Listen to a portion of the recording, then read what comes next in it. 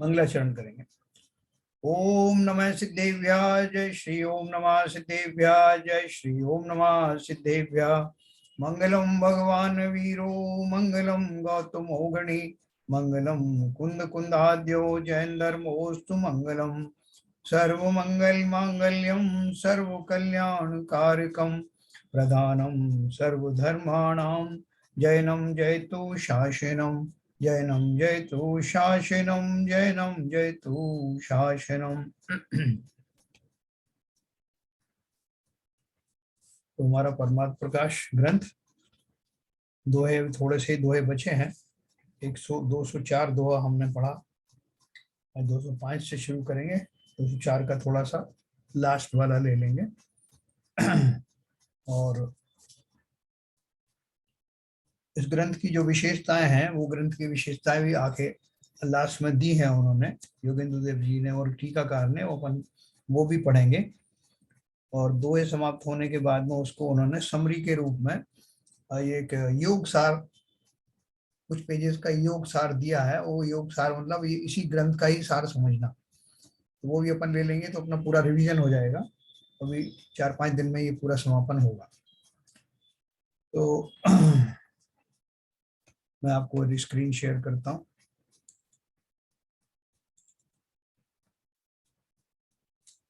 ये हमने 205 जो है पढ़ा था एक्चुअली।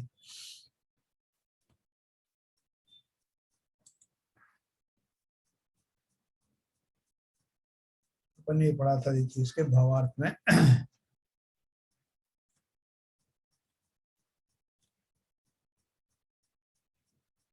जो कोई भव्य जीव भक्ति से इस परमात्मा प्रकाश शास्त्र को पढ़े सुने, इसका अर्थ जाने, वे भी लोकालोक को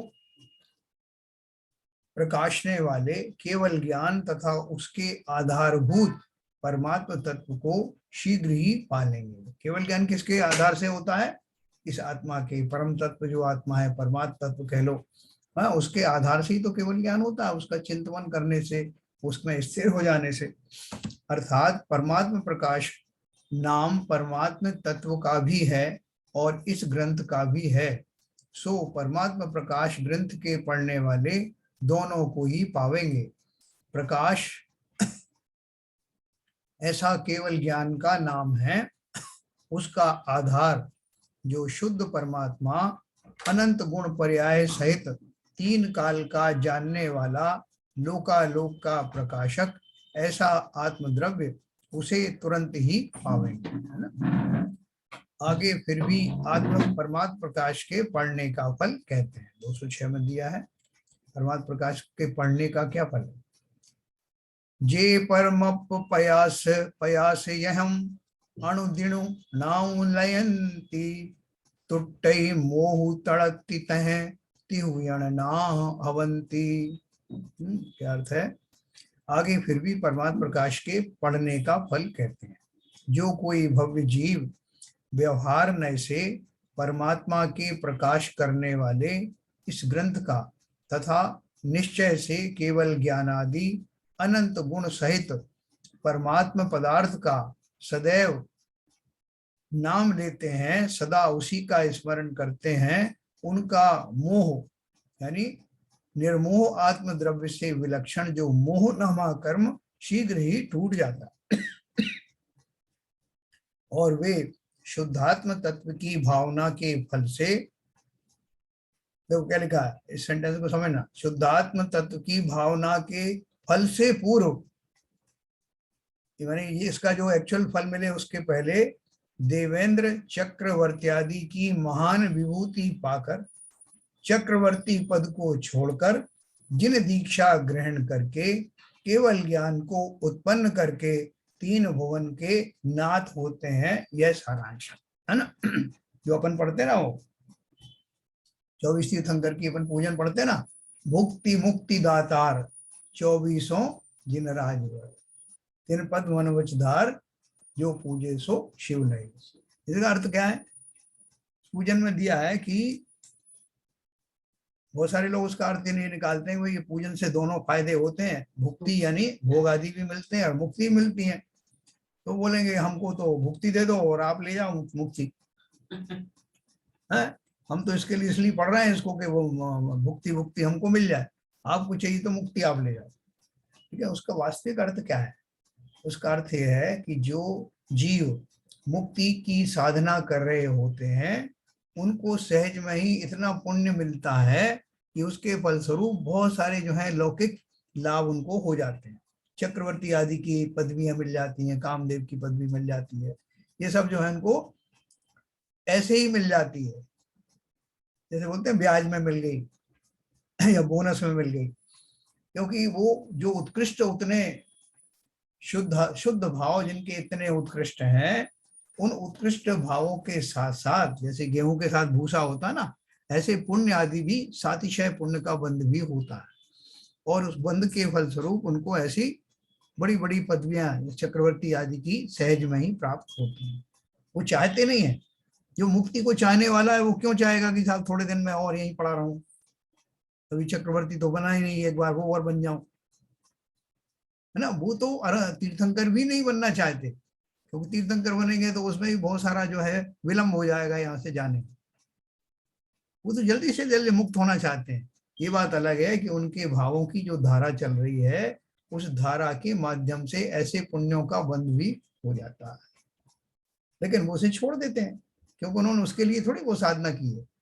तो जो चक्रवर्ती, जिन्हें सहज में ही चक्रवर्तित्व मिलता है, वो वैराग्य से विभूषित होकर वैराग्य धारण करके उस तृणवत रिद्धि सब छाणी के तप धार्यो बन जाए, है ना। ऐसा उनका सहज में ही स्वभाव हो जाता है। तो यहाँ जो उन्होंने बात कही ना, निर्मोह आत्मद्रव्य से नहीं, वे शुद्धात्म तत्व की भावना के फल से पूर्व, जब भावना करेंगे तब तो ये सब रास्ते में आएगा नहीं, सीधा जाएगा।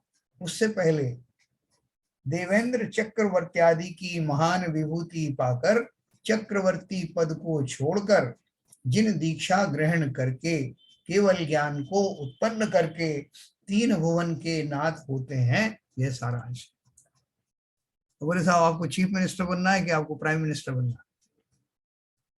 तो बोले साहब ये कोई पूछने की बात है? अगर इतना बड़ा पद दे रहे हो आप प्राइम मिनिस्टर का, तो चीफ मिनिस्टर का पद लेके क्या करूंगा? तो उसी तरह वो कह रहे हैं कि चक्रवर्ती तो नरों का राजा होता है, मनुष्यों के राजा को चक्रवर्ती कहते हैं, देवों के राजा को इंद्र कहते हैं, और उनका लिमिटेशन है। चक्रवर्ती 6 खंड का राजा होता है और वो इंद्र जो है वो जितने भी उनके जो है उनका एरिया है उसका वो राजा होते हैं। लेकिन तीनों लोगों का राजा होना ठीक है ना, तीन भुवन के राज, ऐसे वो इस तरह की पदवी नहीं है जिसमें कोई मान आदि हो, लेकिन सहज में जो प्राप्त होने वाली वो पदवी है उसको तीन भुवन के नाथ कहा जाता है। यह सारांश है। इस प्रकार 24 दोहों के महास्थल में परमात्मा प्रकाश की भावना के फल के कथन की मुख्यता से 3 दोहों में 5वां अंतर स्थल कहा। अब मैं आपको 207 बताऊंगा। जे भव दुख बीहिया पौ इच्छेण वाणु ई परम पयास यह ते पर जोग व्याणु। क्या बताया इसमें?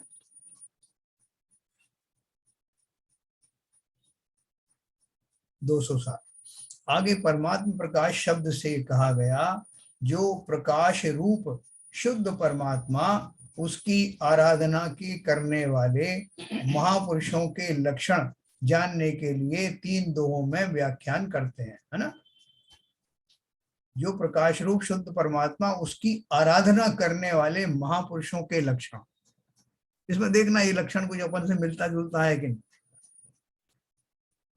वे ही महापुरुष इस परमात्मा प्रकाश ग्रंथ के अभ्यास करने के योग्य जानो, जो भव दुखेभ्य चतुर्गति रूप संसार के दुखों से डर गए हैं और निर्वाणम पदम मोक्ष पद को चाहते हैं।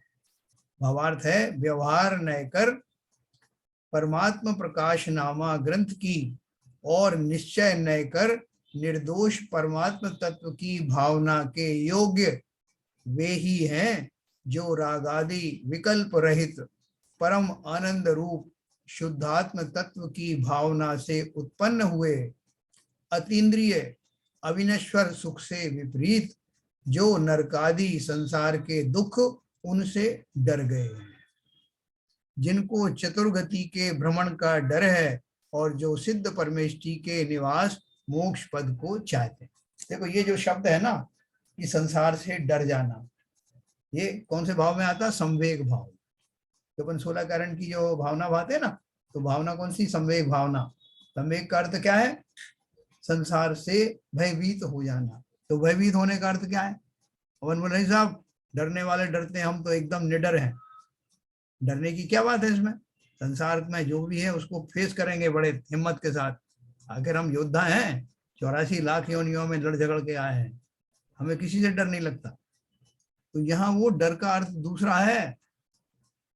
जो अज्ञानी है, जैसे वो मैंने आपको बताया था ना संसार वृक्ष का उदाहरण, कि वो अज्ञानी व्यक्ति वो अपने खतरे नहीं देख रहा कि इस वृक्ष से मैं लटका हुआ हूँ, कब हाथ छूट जाए, कब ये पेड़ उखड़ जाए और नीचे अजगर सांप या शस्त्रों के ऊपर मेरा शरीर के गिरते ही टुकड़े टुकड़े हो जाएगा। वो डरता नहीं, उसे वो बिंदु दिख रही है, संसार रूपी बिंदु, संसार का स्वाद। लेकिन ज्ञानी कौन ज्ञानी होगा जो इस तरह के खतरे में पड़ा रहे? उसको तो वो विमान वाला जो आया था देव, तुरंत उसके साथ चला जाता अगर ज्ञानी होता तो ये जो संवेग का अर्थ है, संसार में होने वाले दुखों का जिन्हें भय है, अर्थात जो इस भयपूर्ण वातावरण में रहना नहीं चाहते, जो यहाँ के ये जानते हैं कि मुझे यहाँ रहना नहीं है, मैं यहाँ का वासी नहीं हूँ, है ना, जो रोज ही बाहुबली स्वामी कार पढ़ते हैं भाव से, हूँ शुद्ध निराकुल सिद्धों सम भवलोक हमारा वासाना, और मजबूरी दिखाते हैं रिपुरा गरु द्वेष लगे पीछे या तय शिव पद को पाया ना। दोनों बात समझते हैं, संसार मेरे रहने योग्य जगह नहीं, और अब तक संसार में क्यों भटक रहा हूं ये भी जानते हैं, और अब कैसे आगे बढ़ेंगे ये भी पता है। तो यहाँ जो संवेग भाव का जो उन्होंने वर्णन किया है, उसका अर्थ यही है कि जितने ज्ञानी हैं वो किसी भी कीमत पर संसार में रुकना नहीं चाहते। चाहे तुमने चक्रवर्ती बना दो, चाहे इंद्र बना दो, चाहे कुछ कर लो। 3-3 पोस्ट दी हमको, किनको? शांति कुंत और अरयनाथ को, चक्रवर्ती, कामदेव और तीर्थंकर, लेकिन फिर भी उन्हें नहीं चाहिए वो तीनों पदों से निकल करके, और जो सर्वज्ञ वीतरागी हितोपदेशी बन करके मोक्ष में विराजमान हो गए। तो इसलिए संसार में का भय का अर्थ यह नहीं है कि मैं डर रहा हूं संसार में कोई मार डालेगा, कुछ ये कर देगा, नहीं। ये 84 लाख योनियों में घूमकर मैंने बहुत दुख पाए, मैं अपने स्वरूप में नहीं जाने के कारण उस आनंद से वंचित रहा जो मेरा मूलभूत अधिकार था। ऐसा ज्ञानी जन सोचते हैं, और इस संसार के समस्त चीजों से, जैसे मैं सुख कहूं या दुख कहूं, उनसे भयभीत रहते हैं, अर्थात उसको नहीं चाहते। ऐसा संवेग भाव, इसका ये 207 नंबर का पद दिया है ना। अतीन्द्रिय अविनश्वर सुख से विपरीत जो नरकादि संसार के दुख उनसे डर गए हैं। अपन कहाँ डरे? उन्होंने बोला कि जितने भी ज्ञानी हैं वो इस तरह का चिंतन करते हैं कि नरकादि ये सब 84 लाख योनि है, संसार में होने वाले जो सुख का भ्रम है वो सब मेरे नहीं है, ना मुझे वो चाहिए। वो बोल रहे हैं कि वही लोग जो है मोक्ष जाते हैं, वही आराधना कर पाते हैं जिनका ऐसा चिंतन होता है। हमारा चिंतन है क्या ऐसा? हमारा चिंतन तो वही है, भुक्ति मुक्ति दातार, मुक्ति ले जाओ आप और भुक्ति हमको दे जाओ। जब तक ऐसा चिंतन रहेगा तब तक मुक्ति कैसे होगी? तो उन्होंने ये बोला आगे, फिर भी उन्हीं पुरुषों की महिमा कहते हैं। 208 में देखो फिर से ये बात कही है। कौन से पुरुषों की महिमा? जिनकी बात ये चल रही है, जो 84 लाख योनियों में घूम घूम करके तंग आ गए हैं, दुखी हो गए हैं और संसार से निकलना चाहते हैं। तो उनके लिए जो उपाय है स्व आत्मा का आराधना। तो उन्होंने बता रहे हैं कि उनका चिंतन क्या होता है। एक चिंतन तो ये बताया दूसरा चिंतन देखो, जे परम भक्तिवर विषयण जे विरमंती ते परम पयास यह मुनिवर जोग हवंती। हाँ, आगे फिर भी उन्हीं पुरुषों की महिमा कहते हैं जो परमात्मा की भक्ति करने वाले, जो मुनि विषय कषायों में नहीं रमते हैं, वे ही मुनीश्वर परमात्मा प्रकाश के अभ्यास के योग्य हैं। क्योंकि आपको इस मार्ग में बहुत सारे विषय कषाय रूपी जंगल भी पड़ेंगे, तो वो वहां पे भटकते नहीं है। कि अपन जा रहे थे, कोई बहुत अच्छी जगह पे जा रहे, तीर्थ स्थान की तरफ जा रहे थे, और रास्ते में बड़े अच्छे नेचुरल सीन दिखाई दिए, वापिकाएं हैं, वन है, ये है वो, तो अपन वहीं बैठ गए। भाई साहब पिकनिक तो कर ही लेते हैं, पहले तीर्थ वीर्थ तो जाते रहेंगे, तो वहीं अपनी चादर वादर बिछा करके और जो कुछ लाए थे वो सब बैठ करके, बोले तीर्थ तो जा रहे हैं साहब, अब तीर्थ तो कर लेंगे ना। आपने आपसे कहा था हमने कि हम धार्मिक भी बहुत हैं, अभी आपने देखा नहीं हमारा धार्मिक स्वरूप, और उसके पहले जरा पेट पूजा तो कर लें, इतना बढ़िया सीन है यहाँ पर। तो ऐसे जो बहुत सारे जीव हैं जो संसार में छोटे छोटे पद पाकर, थोड़ी थोड़ी सी विषय भोग पा करके उसमें भटक जाते हैं, अपने मूल लक्ष्य से ही भटक जाते हैं। तो वो कैसे उनकी आराधना होगी, कैसे साधेंगे, तो यही उन्होंने बताया। जो परमात्मा की भक्ति करने वाले, जो मुनि विषय कषायों में नहीं रमते हैं, वे ही मुनीश्वर परमात्मा प्रकाश के अभ्यास के योग्य हैं। उनको आप कितना भी भटकाने की कोशिश करो, है ना।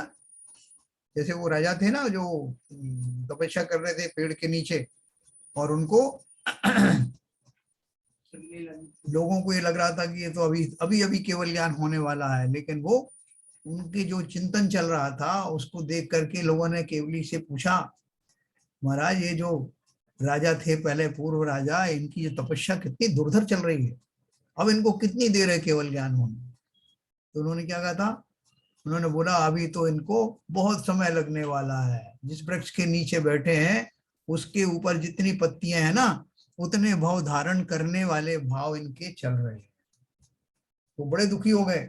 फिर उन्होंने आगे बोला था कि अभी इनके अंदर एक शल्य लगी हुई है। क्या शल्य लगी हुई है, कि अभी अभी किसी ने इनको खबर दी है कि महाराज आप अपने पुत्र को राज दे के गए थे, वो राजा जिनको राज दे के गए थे पुत्र को, और उसके जो मंत्री आदि थे, उन्होंने उनके खिलाफ विद्रोह कर दिया है, और वो बेचारे बड़े परेशान हैं बेटे। तो ये सुन करके उनका बार बार हाथ कहाँ जा रहा था, जहाँ वो तलवार टंगी रहती थी। अच्छा, ऐसी हिम्मत उनकी, अभी देखता हूँ। तो बाहर से तो तपस्या में रत दिखाई दे रहे थे, लेकिन अंदर में इतने विकल्प चल रहे थे। उन विकल्पों की वजह से उन्होंने बताया कि इस तरह के विकल्प चल रहे हैं कि अगर इस समय उनको मरण हो तो ऐसे भाव में धारण करेंगे। मतलब उन्होंने उनकी दशा बताई, और ये भी बताया गया कि उनको निमित्त मिलेगा, अगर कोई उनको संबोधेगा तो उस संबोधने के कारण वो वापस स्थापित हो जाएंगे। तो वो स्थापित हुए। उन्होंने समझाया, क्या समझाया उन्होंने, कि महाराज ना ये धरती किसी की है, ना राज किसी के है, ना बेटा किसी का है, ना मंत्री किसी के हैं।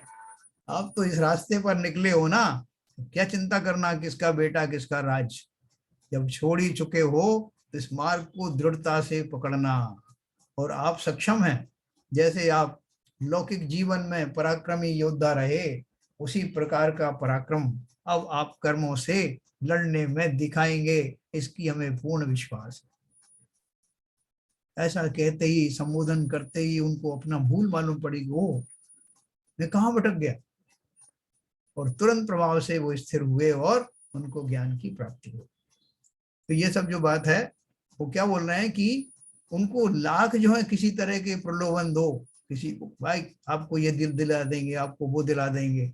जैसे रामचंद्र जी को जिस समय सीता जी को वैराग्य हुआ, आरिका होकर के चली गई तपस्या करके और प्रत्येंद्र बनी, रामचंद्र जी जब ध्यान में बैठे तो उनका ध्यान भंग करने के लिए वो सीता का जीव जो प्रत्येंद्र बन के आया था, प्रत्येंद्र बन गया था, फिर सीता बन करके आया विक्रिया रिद्धि से, तो उसने उनको क्या कहा रामचंद्र जी को, हे प्रभु, हे नाथ, मैं लौट आई हूं। आपकी सीता, आपने बोला था ना कि चलो महल को चले, मैंने आपकी बात नहीं मानी थी, मैं तपस्या में लग गई थी, लेकिन अब मुझे रियलाइज हुआ मैं लौट आई हूँ।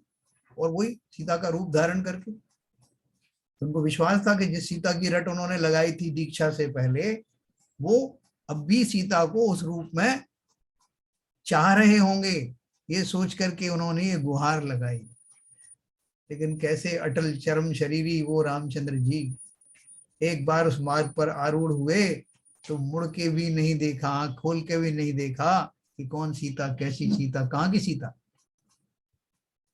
तो ये उन ज्ञानियों की जो दृढ़ता है उस मार्ग पर चलने में, ऐसी दृढ़ता के बिना उस मोक्ष मार्ग को साधा नहीं जा सकता। तो इसलिए उन्होंने ये कहा कि जो मुनि विषय कषायों में नहीं रमते हैं, वे ही मुनीश्वर परमात्म प्रकाश के अभ्यास के योग्य हैं। ठीक है ना? ये हमने 208 पढ़ा, अब 209 और पढ़ेंगे। नाण बियखणु शुद्ध मणु जो जनु एहु कोई, सो परम पयास यह जो गुभणंती जोई। व्यवहार न कर, हाँ आगे फिर भी देखो, अपन ने इसका जो जो भाव पढ़ा था ना, ये भावार्थ एक बार मैं फिर रिपीट करूंगा, 208 वाला।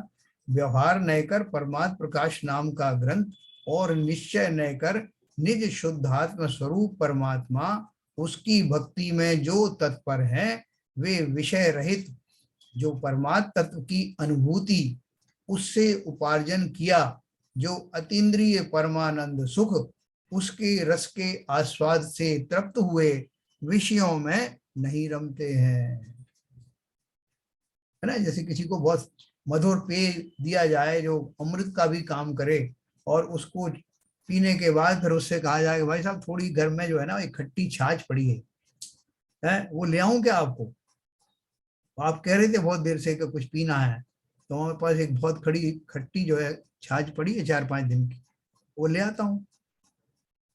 तो क्या सोचेंगे, वो एक्सेप्ट करेंगे? तो इसलिए वो कह रहे हैं कि जो निश्चय नय से निज शुद्धात्म स्वरूप परमात्मा उसकी भक्ति में तत्पर हैं, वे विषय रहित जो परमात्म तत्व की अनुभूति उससे उपार्जन किया जो अतीन्द्रिय परमानंद सुख, उसके रस के आस्वाद से तृप्त हो गए हैं।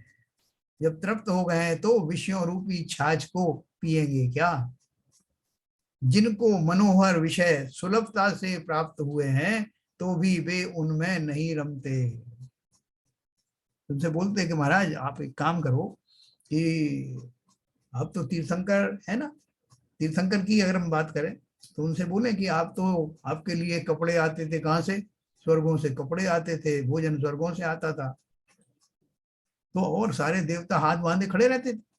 तो महाराज एक काम करो, कुछ नहीं हो तो अपन जो है फिर से आप देव बन जाइए और बड़े ऊंचे वाले देव बन जाओ, तो सब कुछ आपको फिर से सुलभ हो जाएगा। आप कहाँ चक्कर में पड़ गए?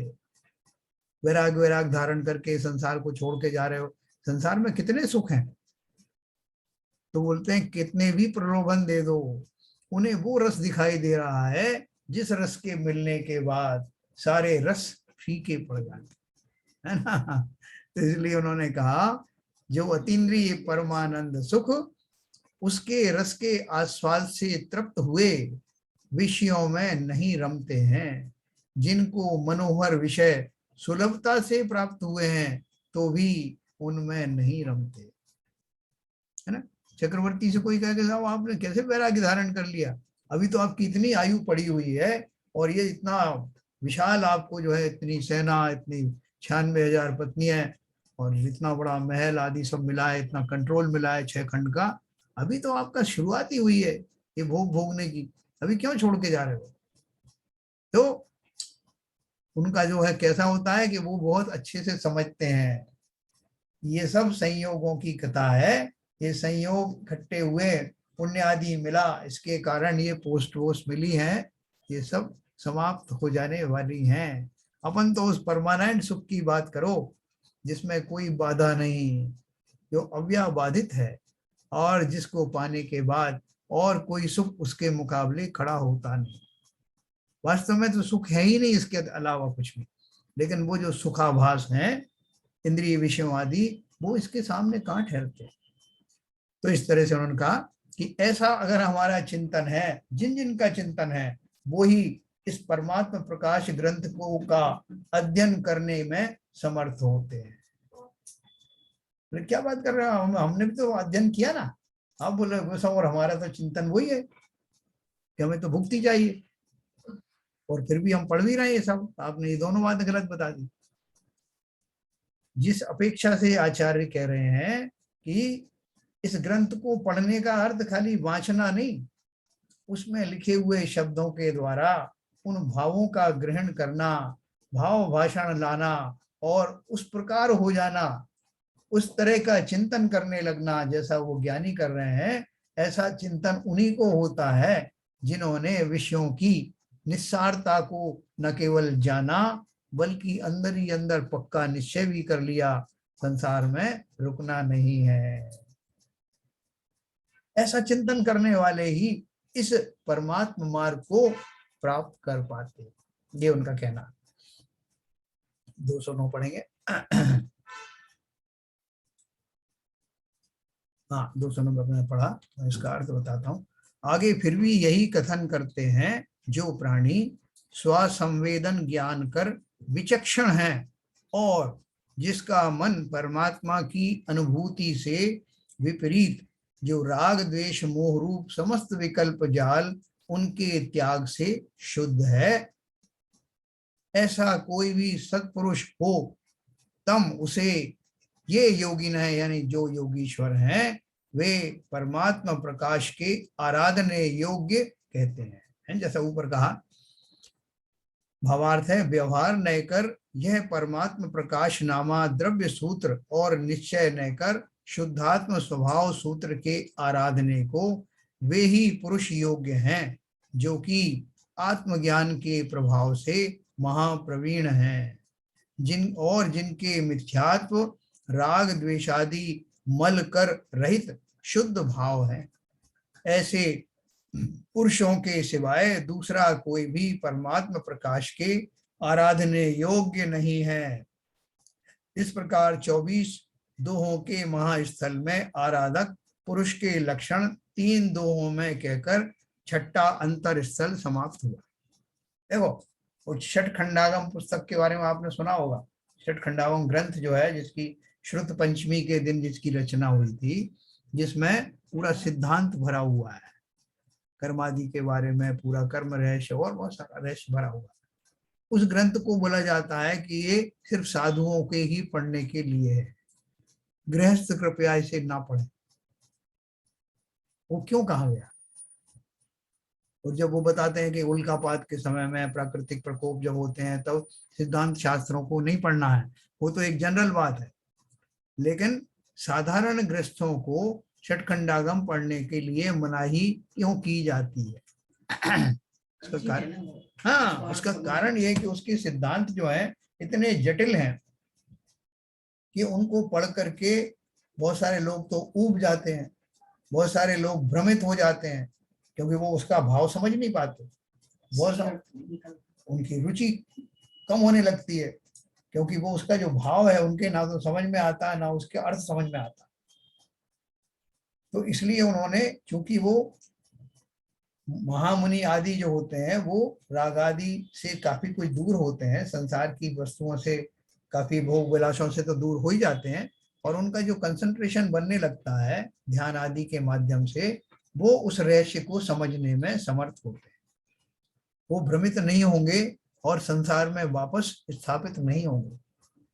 इसलिए इस अपेक्षा से कि वो ज्ञानी हैं और उनका अभ्यास अच्छा है, बुद्धि भी सूक्ष्म हुई है, और पूर्ण उनका विश्वास भी, जो श्रद्धा है ग्रंथों के ऊपर, हमसे कहीं ज्यादा है, ये सब बातों को ध्यान में रखते हुए ये निर्देश दिए गए।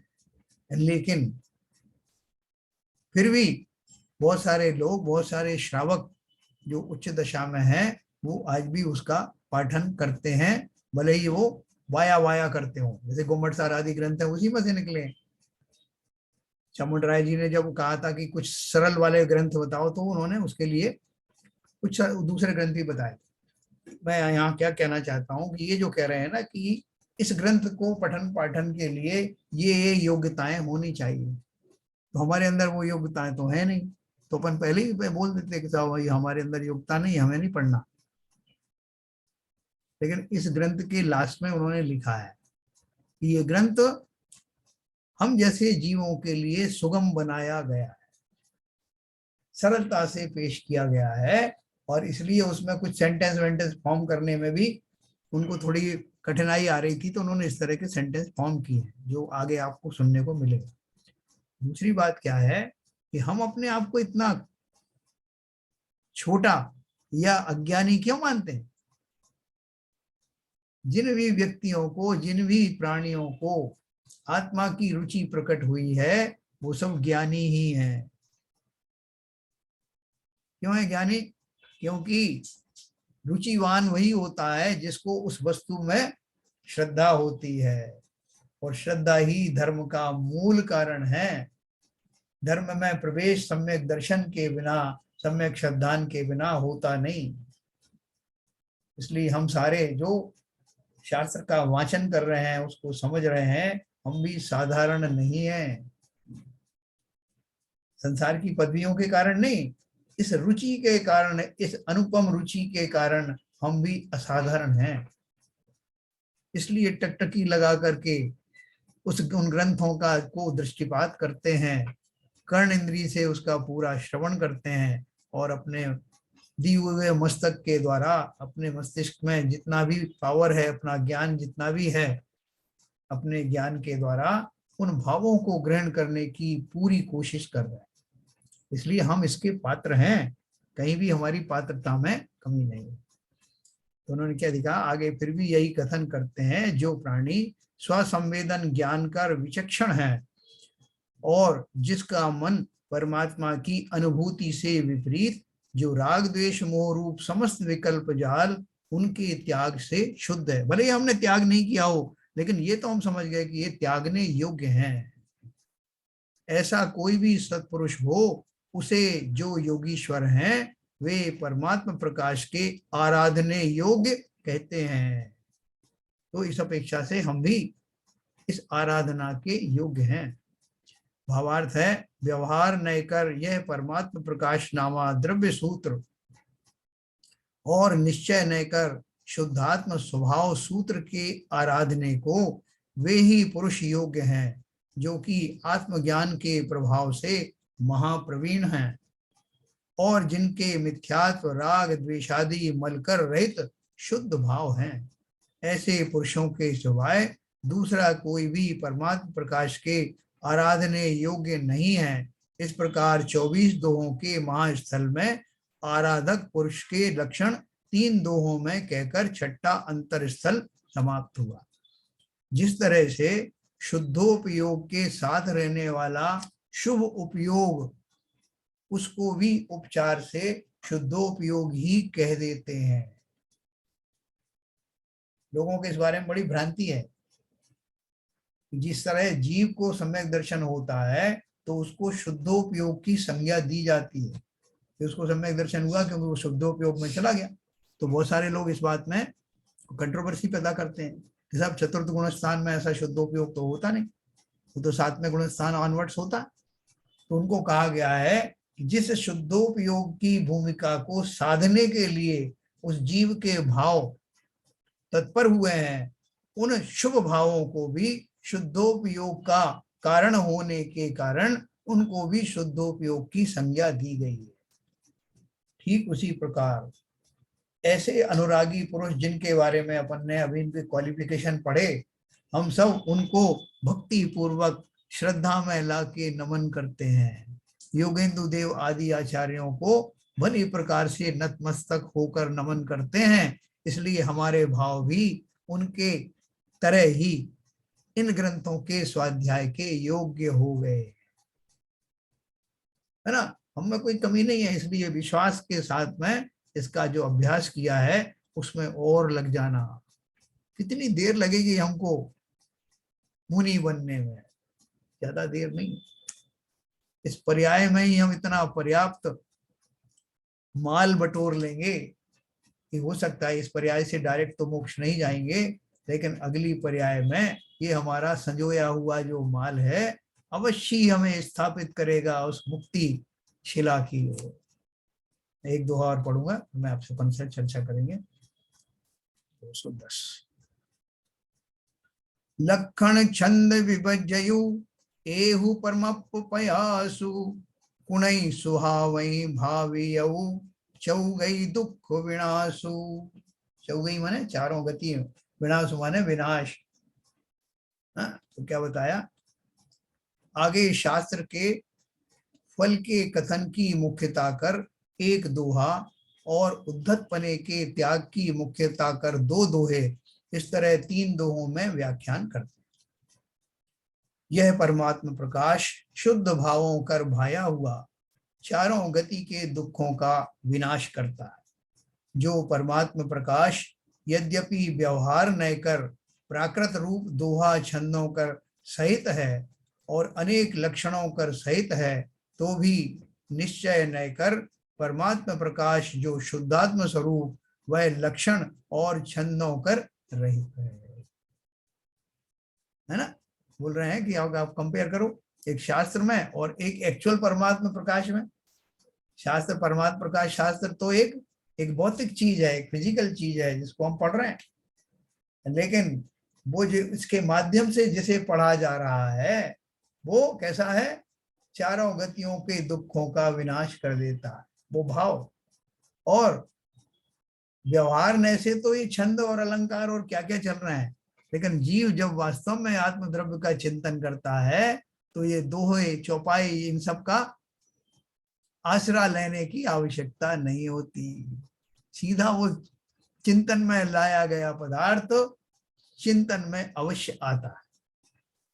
अनेक लक्षणों कर सहित है तो भी निश्चय न कर छंदों कर रहित है। भावार्थ है शुभ लक्षण और प्रबंध ये दोनों परमात्मा में नहीं है।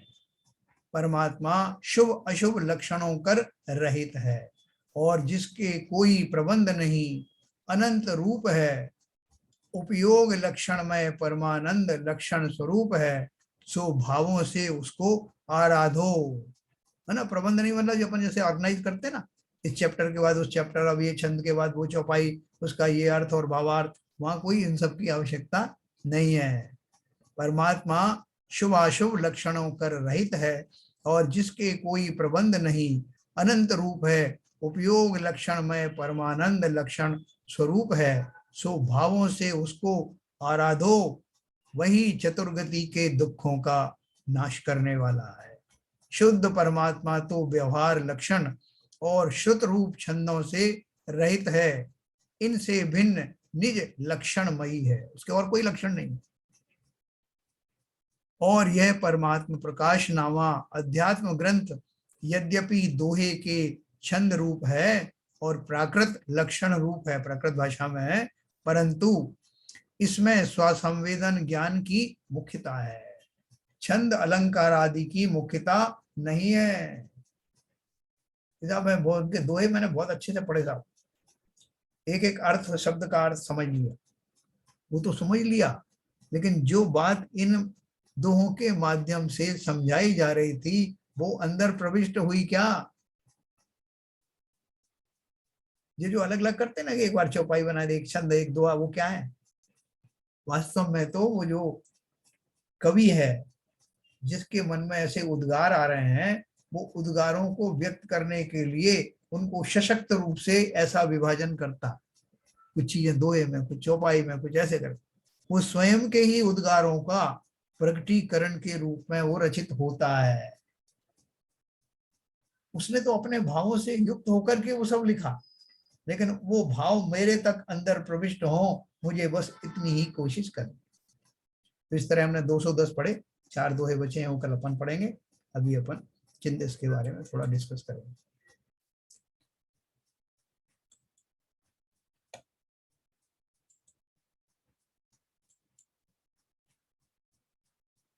अनम्यूट हुआ क्या? नहीं।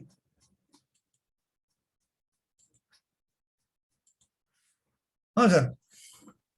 सर इसमें आज जो दोहे पढ़े उसमें एक चीज आ रही है हर एक में, व्यवहार न कर परमात्म प्रकाश और निश्चय न कर नुज शुद्धात्म स्वरूप परमात्मा, हाँ, उसकी भक्ति में जो तड़पा। इसको थोड़ा एलोबरेट करेंगे? अपन ही तो एलेबोरेट किया पूरे टाइम। नहीं, वो तो किया, इन दोनों को हाँ व्यवहारिक दृष्टि से दोनों को जरा एक्सप्लेन करें। हाँ, देखिए वही बात, उन्होंने ये क्या कहा कि व्यवहार से मैंने क्या किया, ग्रंथ को पढ़ा, है ना। व्यवहार से मेरी क्रिया क्या थी कि योगेंद्र देव जी को मैंने सुना, वो ग्रंथ भी मैंने सामने रख करके उसको शेयर करके स्क्रीन को उसको सामने रखा, उसका एक एक शब्द देखा और उसकी व्याख्या सुनी। तो मैंने देखा और सुना, ये तो हुआ, ग्रंथ सामने था, ये सब फिजिकल चीजें थी व्यवहार से होगी। जो ये सब व्यवहार से थी, लेकिन उसके माध्यम से जो ग्रहण किया वो है असली माल। ठीक है ना, वो वास्तव में निश्चय से मैंने क्या बोलते हैं, स्वसंवेदन द्वारा। हाँ, परमात्मा प्रकाश को सुना। कैसे? निश्चय से सुना, अर्थात वो भाव भाषण मुझे हुआ, ये निश्चय से सुनना हुआ। व्यवहार से तो अपन कानों से सुन रहे हैं, बहुत सारी बातें सुनते हैं। मतलब धारण करना निश्चय से। हाँ, धारण करना निश्चय की बात है, और बाहर का जो उपक्रम है उसमें होने वाला सारा प्रोसेस, वो सब व्यवहार।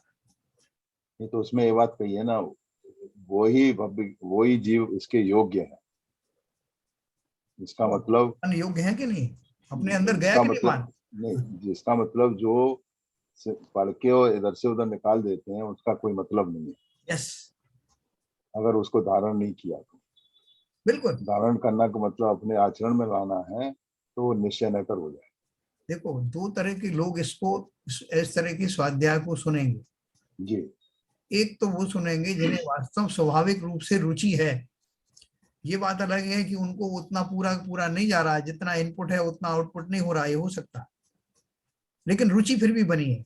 दूसरे वो लोग हो सकते हैं, इसी ग्रंथ की बात नहीं है, बड़े बड़े ग्रंथ लोग पढ़ते हैं, वो इसलिए पढ़ते हैं कि उन्हें किसी से उसके ऊपर में वो क्या बोलते हैं, डिबेट करनी है, उस ग्रंथ को पढ़कर उनके शब्दों को से अपना पांडित्य सिद्ध करना है। एक वो भी पढ़ेंगे, आद्योपांत पढ़ेंगे, और उसमें एक एक में टीका टिप्पणी करेंगे और फिर लोगों से उसके बारे में अपना वो पक्ष रखेंगे। तो वो दो तरह के लोग हैं। एक तीसरे तरह के केवल दिखाने के लिए पढ़ते हैं। दिखाने के लिए, दिखाने वाला तो फिर भी भाग खड़ा होगा, ज्यादा दिन चलेगा नहीं वो। नहीं, लगे रहते हैं, लगे रहते हैं सर, हाँ, सालों तक लगे रहते हैं, पर आचरण में कुछ नहीं आता है उनको। आचरण में नहीं आता। आपने सही कहा कि वही सब में मैं स्थापित हो जाऊं कि मैं बड़ा स्वाध्यायी हूँ, ये सब है, लेकिन जीवन में कुछ भी प्रविष्ट हुआ नहीं। जीवन भर स्वाध्याय करते रहते हैं, आचरण में नहीं आता है। ऐसे भी प्राणी देखे गए हैं ना। हाँ हाँ, बहुत मिलेंगे आपको ऐसे। तो देखो, अपन तो अपनी बात करो, क्या हमें इस पूरे, ये मुझे लगता है कि हमारा 2 महीने के करीब हो गया होगा, जी सर। है ना। इसमें हमने जितना भी अध्ययन किया उसका 10% भी अगर हमने हमारे हमको समझ में आया, और उसका 1% भी धारण हुआ, तो ये सौदा महंगा है क्या? अरे 0.1% हो जाए वही बहुत है। क्या चलन जी, कैसा लग रहा आपको कि कुछ गया क्या अंदर? तो साहब योगेंद्र देव जी ने तो बहुत कुछ बताया, हाँ और हमने सुना भी, मन से सुना भी, लेकिन उसको मतलब उसको जो 1% की बात करने हैं उसके लिए भी तैयारी करनी पड़ेगी। मतलब जो बात बोली अभी कि 1% जाएगा जाएगा, और हम सोच भी रहे हैं, समझ भी रहे हैं, लेकिन बिगड़ तैयारी के वो, मतलब समझ में तो आया, लेकिन जब उसको व्यवहार में लाएंगे तब वो 1% माना जाएगा, और फिर उसको निश्चय से करने लगेंगे तो फिर वो 1% भी पक्का हो जाएगा। बराबर, बिल्कुल सही कहा। अभी वो अगर हमने समझ भी लिया है तो सरफेस पे आके बैठा हुआ है, भी अंदर कहाँ प्रविष्ट हुआ। अगर अंदर में प्रविष्ट हो तो हमारा जीवन बदलने लग जाए, है ना। अभी बदलाव आया क्या? बोले अभी सिग्निफिकेंट बदलाव तो साहब आया नहीं। क्या ललित जी, आपको लग रहा है कुछ बदलाव आया है? आपने सही कहा, सिग्निफिकेंट बदलाव नहीं आया। हाँ, एक्चुअली इसमें जैसा पहले वाले दोहे में आपने बताया था ना कि इसमें व्यवहार ने से परमात्मा मतलब निर्दोष परमात्मा की भावना के मतलब जिसमें ये था कि भाई आप नरका के संसार के दुख से डर गए हैं, जिनको चतुर्गति के भ्रमण का डर है। तो एक्चुअली भ्रमण का तो डर है, लेकिन फिर भी हम मोक्ष पद की चाह भी नहीं है। ये है कि भाई किसी से जो अभी डर है, जो दुख है, अभी जो भौतिक दुख है वो किसी से दूर हो जाए। अभी मोक्ष पद की चाह किधर है, वो तो नहीं उत्पन्न हुई है कुछ भी। ये जो भय है ना, ये भय भी अपन ने खाली सुनी सुनाई बातों जैसे लगते हैं भय।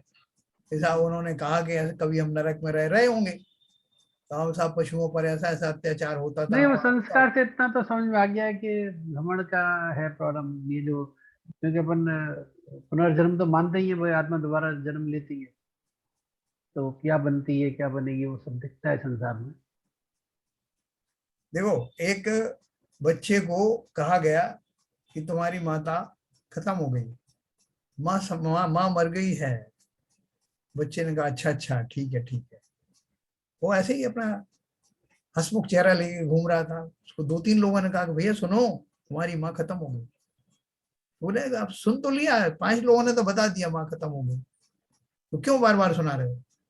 लोगों ने कहा कि तुमने इसका अर्थ ही नहीं समझा इस शब्द का।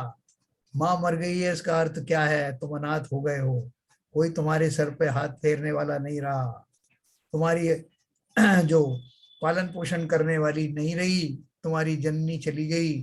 उसको बहुत अच्छे से समझाया, तब उसकी समझ में आया, तब वो रोना शुरू किया उसने। इसका अर्थ क्या है कि जब तक हमें वो भाव भाषण नहीं होता, शब्दों से हम उन भाव रूप होते नहीं। अगर मैं वास्तव में ये कुछ अंदर गया होता तो मेरा जीवन नहीं बदलता, ऐसा 3 काल में नहीं होता। अगर मेरा आचरण थोड़ा बहुत भी बदला हो तो अवश्य ही मैंने कुछ ग्रहण किया, और उसका प्रमाण है कि वो जो विषम परिस्थितियां थी, जो पहले आती थी आज भी आ रही हैं, उनके प्रति मेरा व्यवहार आचरण आज भी वैसा ही है या उसमें कुछ परिवर्तन आया। इसका ऐसे असेसमेंट कौन करेगा? मैं ही करूँगा। स्वयं ही करेंगे तो नहीं, उसमें ऐसे तो परिवर्तन आया है इन चीजों में जी। क्या पदमचंद जी, कैसा लग रहा है? परिवर्तन तो आया सब, परिवर्तन तो आया है, थोड़ा बहुत आया है। हाँ, थोड़ा बहुत तो आया है। आपके साथियों से कहलवाना एक दिन के पदमचंद जी जहाँ आते थे वो बदल गए हैं बहुत। बिल्कुल बिल्कुल, उनसे कहलवा देंगे, कहलवा देंगे। क्या हरभजन साहब? मैं तो यही कह रहा था साहब, इन्होंने तो यही कहा है कि जो इसकी आराधना करने वाले कौन है, जो आत्मज्ञान में प्रवीण है। लेकिन हमारा क्या है, we are tending towards that. ऐसा प्रवीण कोई नहीं हुआ है, आत्मज्ञान में प्रवीण बिल्कुल प्रवीणता नहीं है, लेकिन at least we are trying to उस रास्ते पर निकलने की कोशिश कर रहे हैं हम। बिल्कुल सही कहा। टेंडिंग जो शब्द आपने यूज किया ना, ये बहुत कुछ कह देता है। हाँ, जैसे मैथमेटिक्स में अपन पढ़ते हैं ना, इंटीग्रेशन में और डिफरेंशियल में और इसमें सब में टेंडिंग टू Infinity। है ना। ऐसी हमारी टेंडेंसी, जो टेंडेंसी है हमारी, वो संसार में ही घुस जाने की है बार बार, 0 to infinity। नहीं सर, डायरेक्शन तो चेंज हुआ है, ऐसी बात बिल्कुल बिल्कुल बिल्कुल सही बात है। बहुत अच्छा आपने शब्द यूज किया।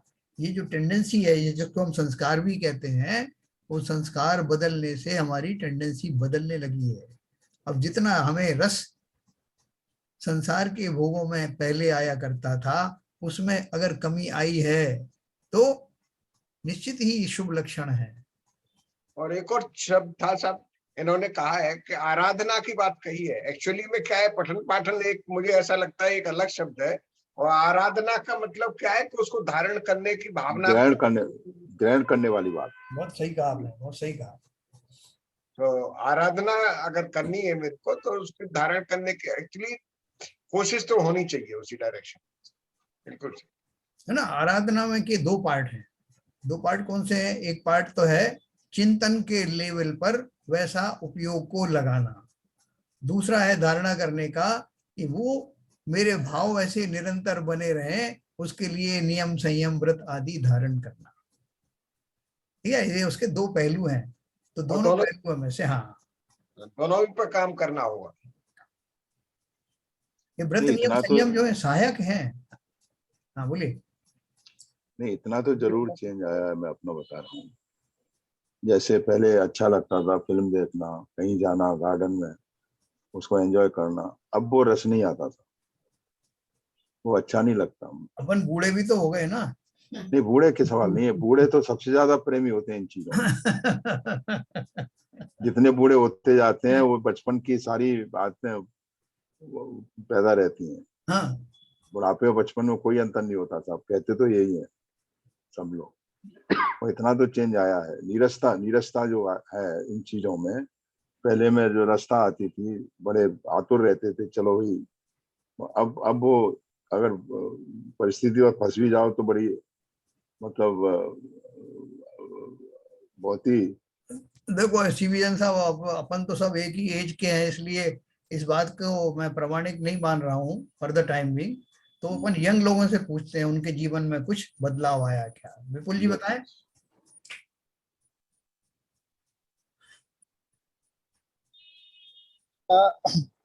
हाँ सर, फर्क तो पड़ा है।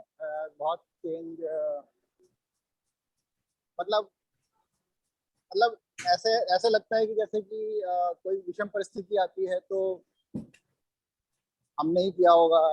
वो एक थोड़ी सी समता आ गई है। ऐसा तो नहीं है कि दुखी नहीं होते, ऐसा नहीं है, होते तो हैं, लेकिन कुछ समय के पश्चात फिर वो ये दिमाग में आ जाता है कि ऐसा क्यों हो रहा है, और इसमें ज्यादा दुखी सुखी नहीं होना है।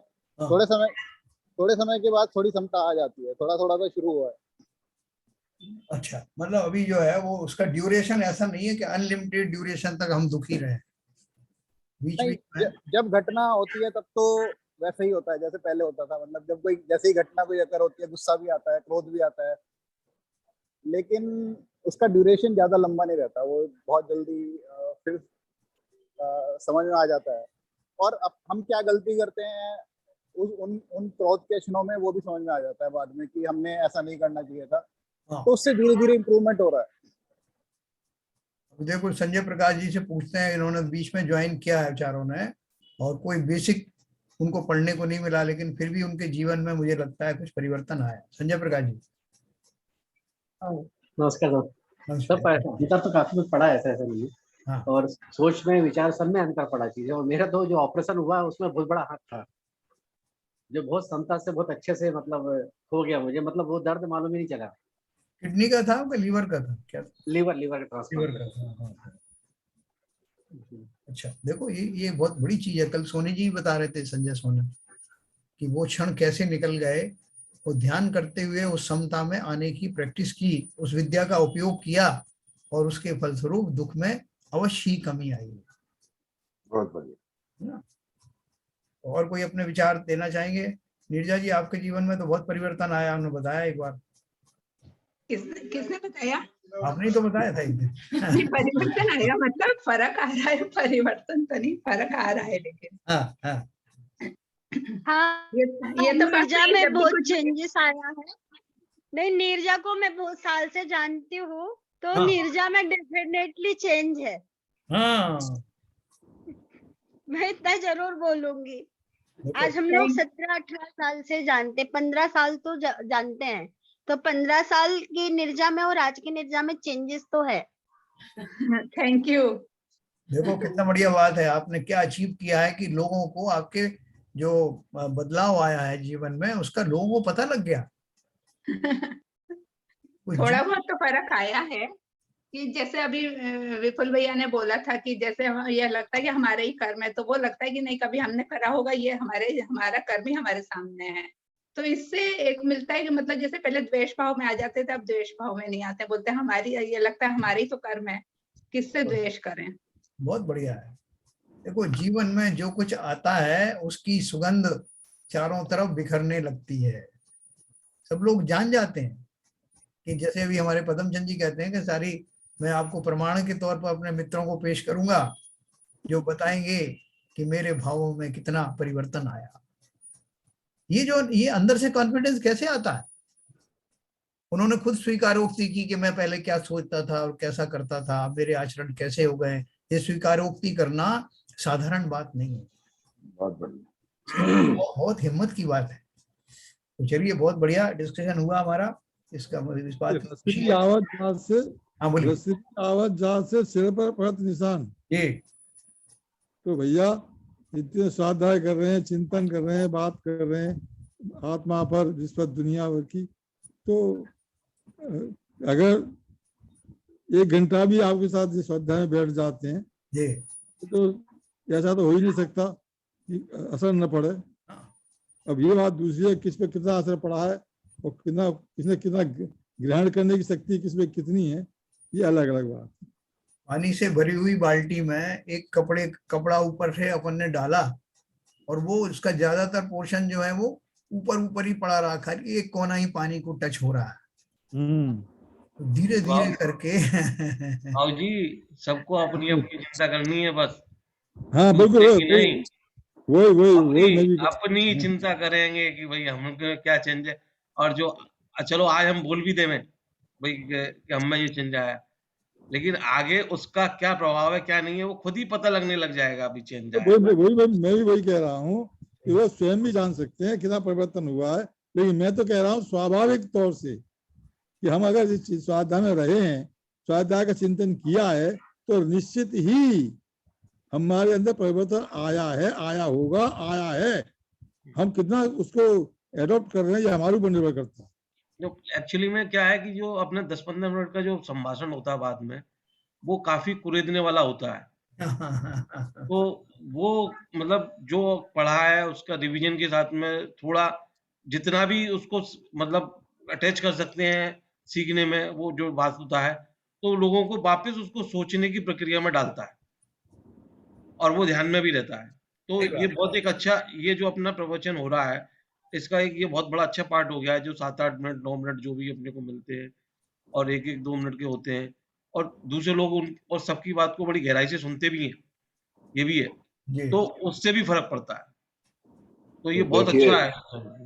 देखिए सबसे बड़ी बात ये है जो बाबूजी ने कही कि इतने दिन से 2 साल से ज्यादा हो गया हम इस स्वाध्याय को बिना किसी एब्सेंस के हम रुचि से अटेंड कर रहे हैं।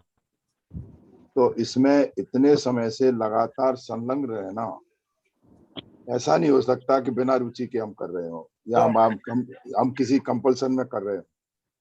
पहली चीज तो ये, तो बेसिक फाउंडेशन तो वहां से शुरू होती है। फिर उसके बाद जिस तरह से प्रवचन होता है उसका विवेचना आप करते हैं जन साहब, और उसके बाद जो 10-15 मिनट हम लोग आपस में डिस्कशन करते हैं उसकी प्रैक्टिकल रूप से विवेचना होती है। तो मैं गारंटी के साथ कह सकता हूँ ऐसा तो हो ही नहीं सकता कि हर किसी के भाव में इसका कोई असर न पड़ा हो, ऐसा तो हो ही नहीं सकता। बाबूजी आपने कहा, सही कहा, वो अब ये प्रकृति हर जीव की अलग अलग होती है, किसमें कितना वो झलकता है कितना नहीं झलकता है, कितना अंदर आचरण में आया है, मगर आया जरूर होगा, नहीं आया झलकेगा भी नहीं। 2 तरह के लोग होते हैं, इंट्रोवर्ट और एक्सट्रोवर्ट, और ये दोनों ही डिसाइड करते हैं कि उसके आचरण में कितना झलकता है कितना नहीं झलकता है। मगर अंतर्मन में तो चीज जरूर जा रही है और उसके भाव में उसकी क्रियाओं में जरूर असर पड़ेगा। अगर नहीं पड़ रहा है तो मैं गारंटी के साथ कह सकता हूँ वो इस स्वाध्याय में कंटिन्यूसली प्रेजेंट होके 1 घंटे यहाँ बैठ नहीं सकता। ये मेरा पूर्ण विश्वास है। बिल्कुल। जो एक और बात कहना चाह रहा था, पिछले 2 दशक में जो भी अपना समय मिलता है, मेरे को ऐसा कभी भी नहीं लगा कि हमने धर्म की चर्चा को छोड़ के किसी दूसरी चर्चा पे कभी गए होंगे, लेकिन 1 या 1.5 मिनट में 2 मिनट में वापस आ गए हैं कभी, वो भी बड़ी मुश्किल से। ऐसा नहीं है कि कभी ऐसा चले भी, लेकिन हमारा 90.99% धर्म चर्चा पे ही रहता है। ये ऐसा फोरम है, जबकि जनरली कभी भी ऐसा फोरम होता है तो वहां जो है धीरे धीरे उसमें दूसरी बातों में लोग संलग्न हो जाते हैं और उस पर चर्चा होने लगती है। वो यहाँ बिल्कुल भी नहीं हो रही है। ये बहुत बढ़िया प्लेटफॉर्म है। बहुत सही बात कही। बिल्कुल अपनी बात से डाइग्रेस नहीं हुए सर। यहाँ तक निवेदन है मेरा कि जो खारग में रहने वाले स्वाध्यायी मेरे भाई बहन हैं वो अष्टमी को मैं शांति विधान करा रहा हूँ मंदिर जी में, सेक्टर 21 में। वे सभी लोग आकर के शांति विधान में धर्म लाभ लें, आए और मेरा उत्साह बढ़ाएं और शांति विधान में सहयोग करें। जरूर अनुमोदना करते हैं, जरूर ज्वाइन भी करेंगे बाबूजी। विपुल जी कहना चाहता हूँ सर, हाँ, विपुल हरभजन साहब कुछ बोलना चाह रहे हैं। हाँ, एक minute. we have spent together विपुल चला 800 गया? minutes इस ग्रुप को बने हुए 850 दिन से हम 700 स्वाध्याय कर रहे हैं सर। कितने दिन से? 850। अरे वाह, बहुत बढ़िया काउंटिंग की आपने। देखो, इसमें मेरा एक प्रयास और रहता है कि जो इस बीच में बहुत सारे दृष्टांत देते हैं, बहुत सारी कहानियां होती हैं, तो उनको बहुत शॉर्ट करके मैं पेश करना करता हूँ, जिससे कि अपन को जो मूल विषय वस्तु उस पर जल्दी से जल्दी आ जाए। तो ये भी एक आपके सहयोग से।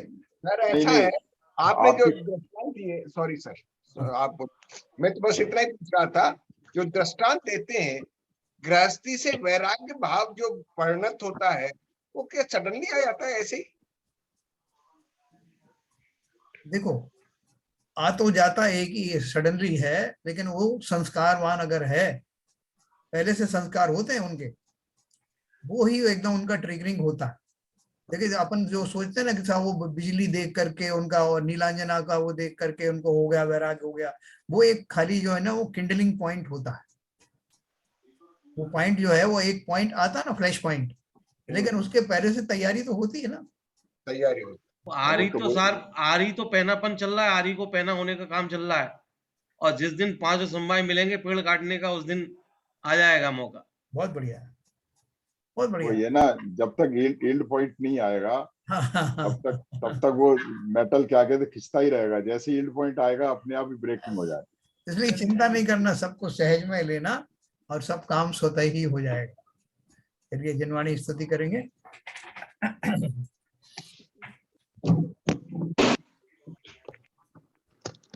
मिथ्यतम नाश वे को ज्ञान के प्रकाश वे को अपपर भास वे को भानु सी बखानी है।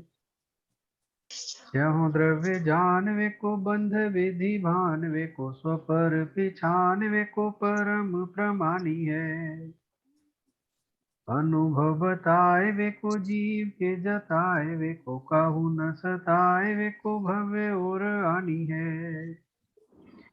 जहाँ तहाँ तार वे को पार के उतार वे को सुख विस्तार वे को यही जिन वाणी है। ये जिन वाणी भारती तो है जपूदन रैन, जो तेरी शरणा गए सो पावे सुख चैन। जिन वाणी के ज्ञान से सूझे लोकालो, सो वाणी मस्तक धरो सदा देते दो, सदा देते दो। जिन वाणी माता की जय।